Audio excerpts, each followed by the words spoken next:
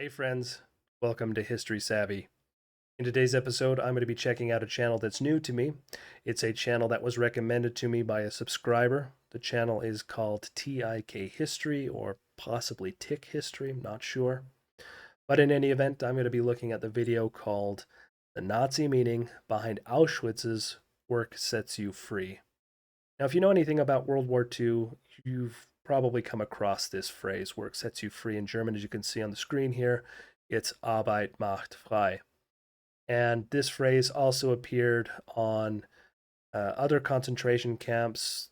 Ones that come to mind are Sachsenhausen and Dachau, both of which were located in Germany. And so, based on the title here, it seems like he's going to be examining what the Nazis understood this phrase to mean, as opposed to what the prisoners and the Jewish prisoners understood this phrase to mean. And if he puts those in conversation and compares and contrasts, this could be a really, really interesting video. So I hope you'll stick with me for it, and let's get into it. Above the gates of Auschwitz, the phrase Arbeit macht frei is prominently displayed. It means work makes you free, sometimes translated as work sets you free. Yeah, work makes you free is certainly the more literal translation, but work sets you free. I think it flows better in English. But Arbeit, work makes free, literally translated.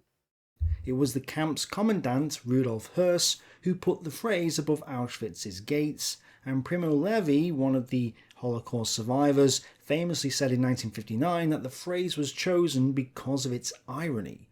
He said that the Nazis believed that work was humiliating and an act of suffering for them.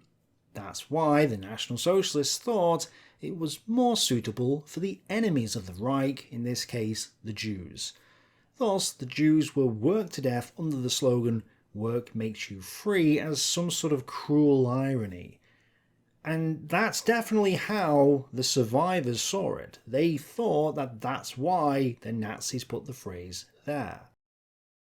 I mean, I think that argument that the Nazis hated work, therefore they put it on the concentration camps, is fundamentally flawed when you look at the value Germans and Austrians placed upon work in the 1930s. Work was an important part of being socially acceptable. And if you didn't work, you you could be seen as part of the lumpen people, the rag people. And Karl Marx called them the Lumpenproletariat, the people who work a little bit but they don't work a lot, and they just were the dregs of society, and we can't do anything with them. So by working, you were able to prove your worth and value to the nation. And so to say that the Germans hated work and saw it as a way to mock the prisoners and the Jewish people imprisoned, I think that is a flawed argument, though that is his interpretation of it. But is this really the case? Was that the reason the National Socialists used that phrase? Or was there another explanation? Well, to put it bluntly, no. That's not why they put that phrase there. And to understand why, let's go back to 1933. He phrased that really weird, in my opinion. He should have said, yes, there is another explanation, and then basically we'll jump into it by saying, was there another explanation? No, that's not why the Nazis put it there. That's really kind of weird phrasing. So that could be corrected.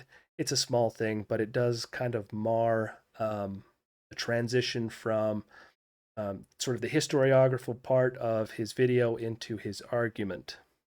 And it looks like here that he's adding the references on the video, which is good in legitimizing his arguments, but it does mar the video experience a little bit. I I think it's good because I don't think a lot of people will actually bother to go down and check the video descriptions for references. So I understand why he's doing it, but personally, I don't think I would. Um, anyway, let's continue. Hitler gets into power in the January of 1933, and in the May of that year, he creates the DAF, the Deutsche Arbeitsfront, or German Labour Front. This was the official trade union of the Third Reich. No other trade union could exist, only the DAF. As I understand it, there was an organization that existed in the 1930s before the DAF. It was a National Socialist blah blah blah acronym, and I can't remember the full name of it right now, and I might be wrong here, but as I recall, that there was an organization that existed before the DAF existed in the 1930s after Hitler was chancellor. And the problem with that DAF, the pre-DAF organization, was that it was too socialist, too communist in the way it acted. It acted more like we, the workers, want to improve our lot in life, and we want to check the power and influence that the employers, the factory owners, have over us. And that became a problem for the factory owners and employers who themselves were in the Nazi party, and basically complained, saying the labor union is too socialist, it's too communist, and we need to fix that. And so, hence, a rebranding of the organization into the Deutsche Arbeitsfront, the DAF, with also a restructuring of the hierarchy, the leadership within that trade union. Now, a little bit of vocabulary here. He's using trade union. That's the British word for the American phrase labor union, or simply union. It had a whopping 32 million members in 1938, making this one of the biggest trade unions in history. Although Robert Gelately in his book Hitler's True Believers says that the DAF only had 22 million members in 1939, but that might be because workers were being taken from the factories and put into the military as the war approached. This brings up the question in my mind: if a person in 1930s Germany joined the Nazi Party and became a card-carrying member, was that person also automatically admitted into the DAF if they were, say, a factory worker? Um, I'd I'd like to know that. It would be fascinating to better understand the way these different arms of the Nazi Party interacted with one another. Was there a hierarchy of virtue, so to speak? Were you more virtuous, more of a true blue Nazi if you were a member and a member of the DAF, or of another auxiliary organization of the party? I wonder how did that all work, and I've never seen any literature or any work to that effect, but also not really exactly looked for it yet either. But that's an interesting question that just springs to my mind. Regardless, the DAF had a lot of people in it, and if it was 32 million, then that's 42% of the German population. And in thinking about it, that number of 32 million, 22 million, uh, could be inflated by the fact that people who were admitted into membership of the Nazi Party were automatically admitted into membership of the DAF if they were a factory worker. But I don't know. We'll see if he answers that. So most of the workers in the Third Reich were in this organisation. The DAF consolidated all the blue and white collar workers into one organisation, and its leader, Robert Ley, wanted a trade union, a syndicate, like the DAF, thinking that the DAF should serve the greatness of the Volksgemeinschaft. Volksgemeinschaft meaning the people's community. He also said, "We know that employers are no angels." And Robert Gelately explains, "The DAF would temper the lust for profit and transform workers into the master race," Heron mentioned. I'd like to know more about the context in which those statements were given. Were they given at a rally or a speech in front of workers in a factory as sort of a way to appease them? Say you do have power against these quasi-capitalist business owners and factory owners. Did he say that in a workers' pamphlet? Because as I understand it, the way the DAFR worked was it was managed by the factory workers and the business owners, the powerful people who ran the factories, and as a check against the influence and power of the workers themselves. So there was essentially a continuance of the status quo before the Nazis' rise to power in the Nazi regime. So essentially, they made it so very little changed between the Weimar Republic and Nazi Germany. Time to go into a bit of ideology here. The Nazis believed that there was a law of struggle, Kampfgesetz, and that there was no life without struggle. Now, there's so many layers to this idea of struggle. It has religious meaning, and its origins go back to a pre-Socratic Greek philosopher called Heraclitus. And I've been over this in a lot of detail in my video From Plato to Hitler, the ideological origins of National Socialism. So check that out if you want the full history of this, which I do recommend you get, and I'll link it at the end and in the description. For this video, I'm just going to skip to the point, which is that for National Socialists, man could become God if men were awoken to God through struggle, Gnosticism. One of the various meanings of struggle was the word work. It's fascinating and a little bit puzzling at this point to me that he's framing this Nazi ideology in a religious sense. As the way I understand it, God in the reality of the Nazi world was only useful to the Nazis insofar as God and religious belief helped the Nazis attain certain goals. And once those goals were achieved, then God could be tossed off like so much baggage, and people could move on in building a perfect community without God. Um, and work was an important part of, like I said, German social identity. Being a good worker meant that you were an upstanding citizen in your community.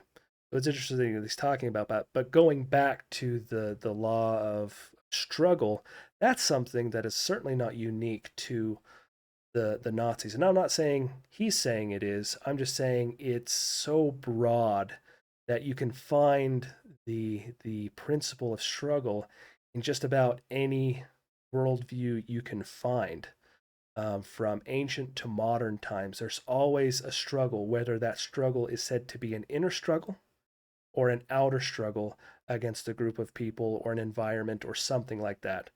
So this Kampfgesetz, this law of struggle, is not unique to the Nazis, and it's, I would argue, an important part of many worldviews and ideologies today.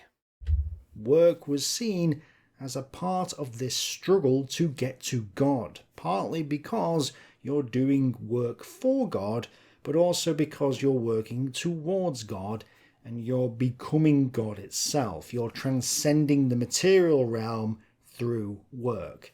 So they said, Arbeit macht frei, work will set you free, as a nice catchphrase for this. I know it was a title of a fiction book, we'll get to that, but this was the deeper meaning. As I said, they famously... I don't feel like you really explained that very well, because it's just, that's a pretty narrow interpretation of work makes you become God. There's so many layers of the importance of work in religion. I don't know. I wish he would clarified that more. displayed this slogan at the entrance of Auschwitz, but it was actually first displayed at Dachau in the early 1930s. In 1933, communists, conservatives, and others were thrown into Dachau with the intention that the prisoners would learn through hard work to become members of the Volksgemeinschaft, the people's community. That's true. And that's something that if you were to visit Dachau today, you would learn there. Dachau was started as a kind of, I don't, experiment might be too strong a word for it, but it was started as a place to re-educate and reincorporate politically unreliable people back into the community. And as time went on, it became the pattern for other concentration camps. And interestingly, even within Dachau, you had a hierarchy of political and racial value, so to speak.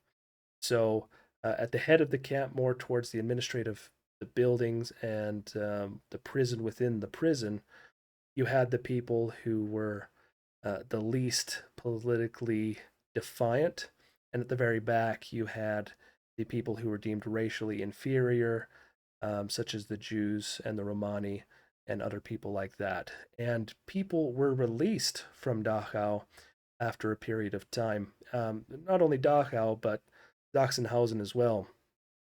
And I don't think he's going to mention it, so I will. So Sachsenhausen not only had Arbeit macht frei, but another phrase that said um, something like the way to freedom is through discipline. Um, so yeah, what's the Weg zum Freiheit führt über Disziplin? I think that's what it was. Um, and there was I'm familiar with the story of an Austrian who was a communist and imprisoned in Sachsenhausen, and he talked about seeing that phrase as well as Arbeit macht frei, and his experiences while inside the camp or the prison. He was released in 1940 and then was um, in the Wehrmacht, and then captured at the end of the war, was in prison with Soviets, and then released back to Austria in 1949 and became a communist again. So if you were to go into Dachau or another concentration camp, if you were not a member of a race that wasn't valued by the Nazis, then you could possibly come out of the camp alive. We had to rescue these people, to bring them back to the German national community. We had to re-educate them. Himmler met Hitler again on May 7th, 1933, and showed him a letter from a former Dachau prisoner gushing with praise for how his stay in the camp had turned his life around and how he had become a family father. This was the kind of rationale that matched both Himmler and Hitler's notion of how re-education in the camps could rescue people for the Volksgemeinschaft.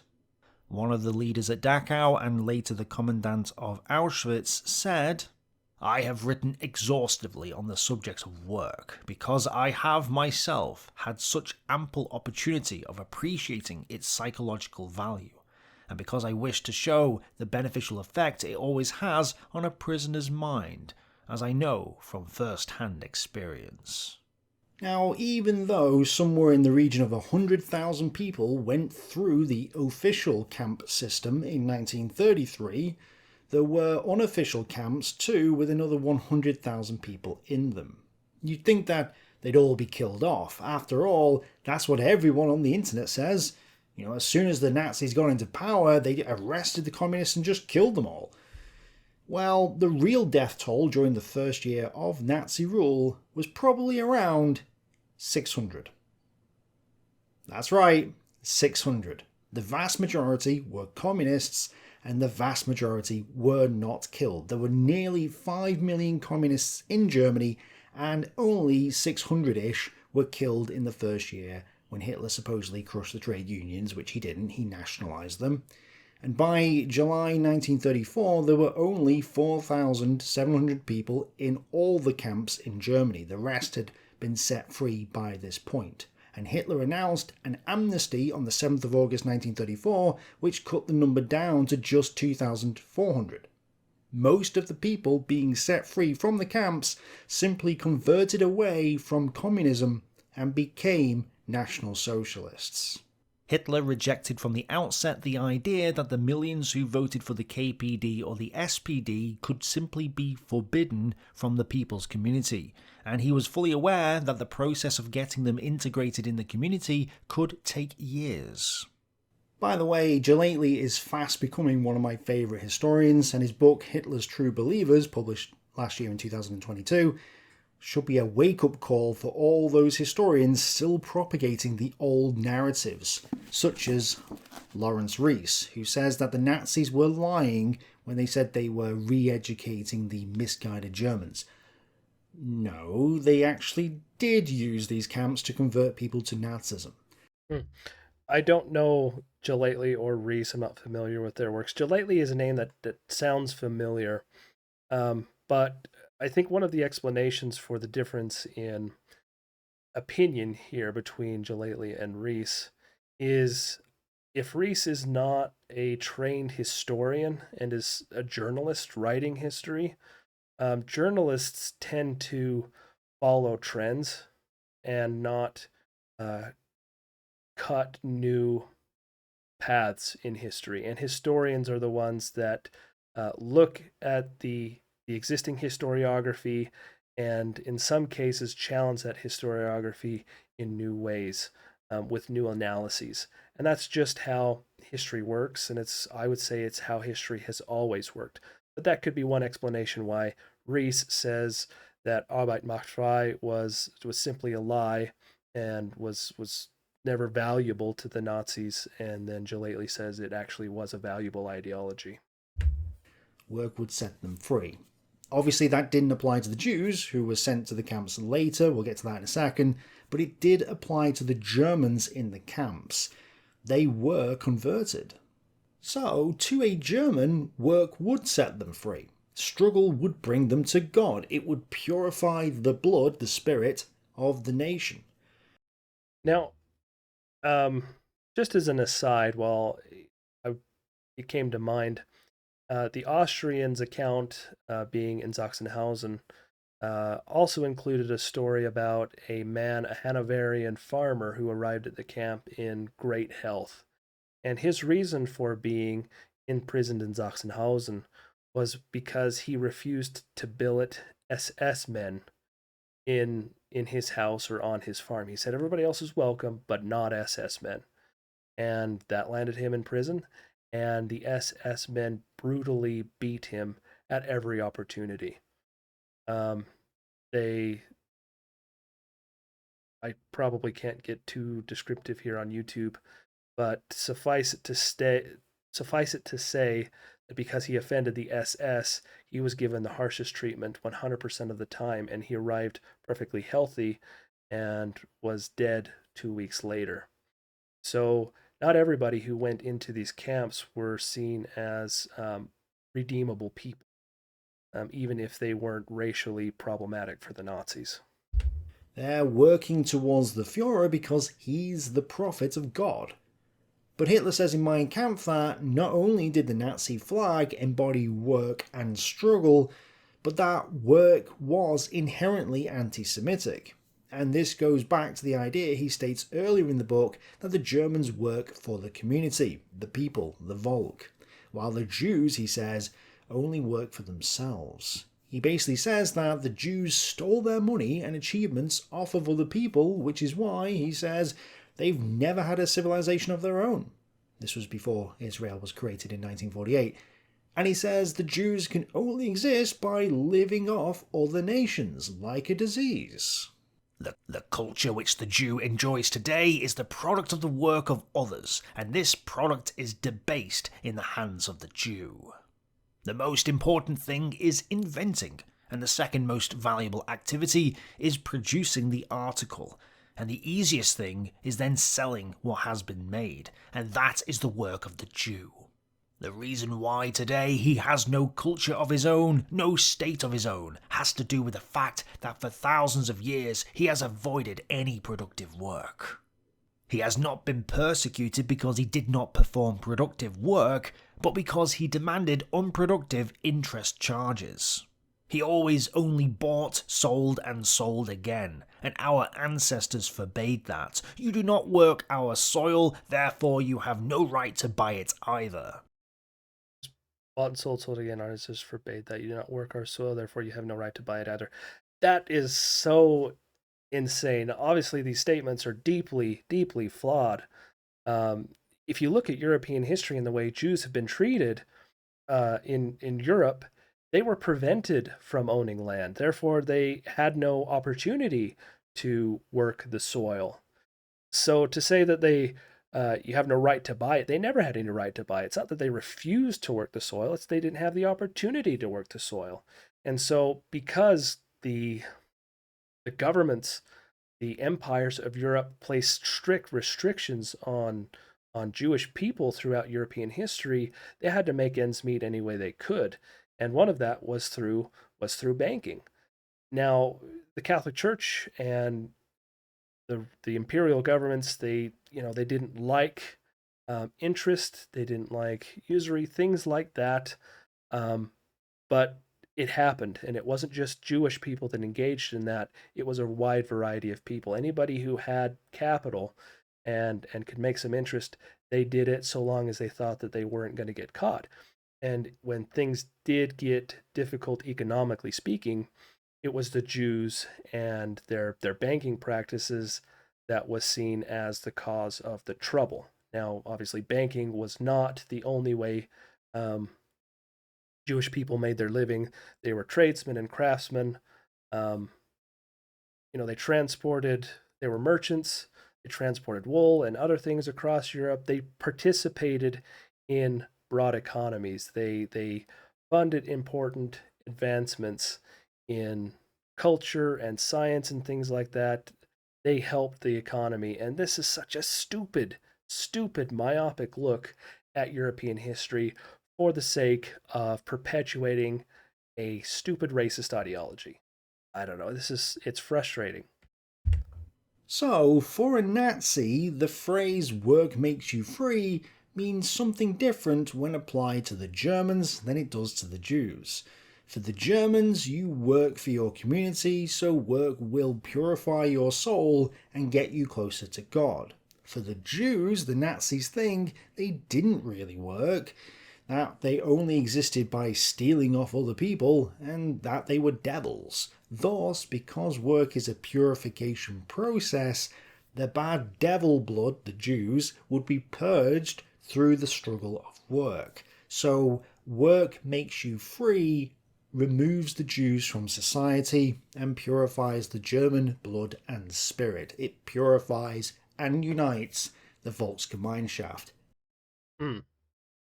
Okay. So I think what his argument here is that by forcing Jews to work via the concentration camps, the Nazis believed that work killed Jewish people and therefore purified the Volksgemeinschaft, the German Aryan race. Um, that's so. I think he could have worded it a bit better. The people's community. The official Nazi ideology really believed that work is liberating, in the sense that it integrates you with the fatherland, the country where you are living. It was the only way that a citizen who is not a warrior could contribute to the strength of the country. Now, I've not read. So, but that still doesn't really answer the question of why the Nazis put that on on the gates of the concentration camps. It makes sense in the sense that it was more for, I guess, if you look at it in a very narrow way, that sign was for people who weren't destined to die, that had to be purged from the community, but could be redeemed by re-education and working at the camp. Read every single book on the Holocaust. There's that many, it's literally impossible. So maybe this is explained somewhere. However, I haven't seen a proper explanation of it, and I doubt it because many historians are coming at this from the Jewish perspective, which makes perfect sense, but that means they've neglected the Nazi perspective. They've not done sufficient work on Nazi ideology and philosophy, which is why, when I read about this slogan online or in the books that I do have, they all say the same sort of thing. For example, this website explains that the origin dates as far back as to the times of Gnostic John, the one who wrote the Book of Gnosticism. If you haven't seen my old video on the philosophy of National Socialism, you may not get the reference. Anyway, John wrote, "The truth makes you free." However, the first man to paraphrase those words was German philologist Lorenz Diefenbach. In 1873, he wrote the novel called Arbeit macht frei, Work Sets You Free. It was a beautiful story about finding a path to virtue through labour. Like, what did we say before? Work as struggle will purify you and get you closer to God. So this is the same sort of thing. Before the war, Germans were using the slogan in fighting against mass unemployment. They wanted to increase the nation's efficiency and general economic situation. However, as the Nazis came to power, Arbeit macht frei appeared and became a motto of their false and brutal ideology. Fair enough, but it doesn't explain why. Wikipedia says that SS officer Theodor Eicher chose the phrase for use at Dachau, but again doesn't explain why, and neither does its source. According to Rudolf Höss's autobiography, he says this about the German prisoners in the early years of the camps. It was Eicher's firm intention that no matter what category, those prisoners whose steady and zealous work marked them out from the others should in due course be released, regardless of what the Gestapo and the Criminal Police Office might think to the contrary. Indeed, this occasionally happened, until the war put an end to all such good intentions. Inspired by Eicher, Rudolf Höss later put the phrase above Auschwitz's gates. And we've got to remember that the camps weren't just killing centres, but also work camps as well. Right. Certainly, work camps and work was a huge factor of being in any camp. Going back to this Austrian communist who was imprisoned in Sachsenhausen, he said that when he was not on a work detail, he and other men were put in a barracks that was empty, except for a desk and a chair in one side of the room. And these men were meant to stand around the entire day. So if they weren't working, they could not be sitting down. They had to be standing, and if you sat down, you were beaten. But I also wonder here if the fact that Dachau had Arbeit macht frei on its gate beginning in the early 1930s, and because Dachau was a pattern camp for other concentration camps, if that was just one of the things that was simply copied. Without a great deal of thought, though he's suggesting here that there was some thought put on the camp of Auschwitz, but that's just my thought.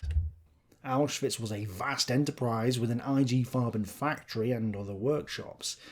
There wasn't just Jews at the camp, but also other races as well, and not all of these were destined to be murdered. Some were just there to work, admittedly in bad conditions, and that's why there were several camps, including Auschwitz, where the SS set up brothels for the hard-working non-Jewish prisoners. Himmler genuinely believed that these facilities would increase productivity as it offered an incentive for the men to work harder, since many of them had been in the camps for years. So, from the National Socialist perspective, they genuinely wanted to convert the Germans to National Socialism and use the camps as a means to instill a work ethic in the non-believers, which, because of their ideology, they thought would reintegrate those people into the German community. As Hitler said in Mein Kampf, they believed that the Volksgemeinschaft was created by work, hence why it's called the National Socialist German Workers' Party. This was a worker movement, a labour movement, because the idea of work is at the heart of the ideology. But that's for the Germans. For the Jews, Arbeit macht frei means something else. The National Socialist German workers believed that the Jews were work shy. Hitler believed that the Jews only got their money from stealing it off other people, not by working. Thus, they believed that the Jews were not fit for work, which is why, when they forced the Jews to work, this work, or rather they, killed them. Work, or the German workers, were killing the Jews. Work sets the Germans free, but work kills the Jews. It's Aufheben, to transcend and abolish at the same time. So, while it does mean that they were going to be worked to death, it is really the opposite of how Primo Levi and many of the other survivors interpreted it. It does make sense why the survivors would come to the conclusion that they did. It's the most logical conclusion from an outsider's point of view. However, the historians should have asked, but is this really the case? And then actually looked into the National Socialist ideology to find out the truth. They didn't do that because they were too busy pretending that the National Socialist German Workers' Party was actually the National German Party. They were too busy taking the 25 points of the Nazi Party programme, selecting the first 4, and then dismissing the other 21 as irrelevant. And yes, a German historian who was definitely dialectic in his thinking and who talked a lot about transcendence did just that in 1964 to paint the Nazis as reactionaries or the resistance to transcendence. Yeah, it's a pretty good wrap up here of the ideology, but I think both things can be true. There is the Jewish understanding, shaped by survivors of the concentration camps, but we also have some supporting evidence that the Nazis understood the Arbeit macht frei in a much different sense, and that's been laid out here. And so both of these things can exist at the same time, and that is part of the, I would say, the truth of World War II. We are not going to get an accurate history of the Holocaust until historians stop denying what the National Socialist German Workers' Party actually was. You know, the clue is on the gates of Auschwitz. So, if you want to know what National Socialism actually was, you can start by looking at my videos on National Socialist ideology, philosophy, and economy. I'll leave a playlist in the description for you to check out. Thanks for watching. So yeah, I I feel like I agree with him on a lot of things. Just the delivery is a little bit rough, but then again, my delivery is rough too, so I really can't fault him there. But he's definitely highlighting the socialist aspects of the NSDAP, the National Socialist Deutsche Arbeiterpartei, where he's arguing that in the past, historians and others have focused on the nationalist part of the party, and that's fair. In a sense, this is a kind of revisionist history, where you're looking at the history, you're looking at the documents, and you're coming to different conclusions, and that's valuable. That's valuable in history, and you can make progress in creating nuanced understandings of the history, which I think benefits everybody who takes history seriously. So well done to TIKhistory. I thought he did a great job. Um, Hopefully, he works on the delivery a little bit better. I suppose I could too. And I'd like to thank you for watching, and I hope to see you in the next video.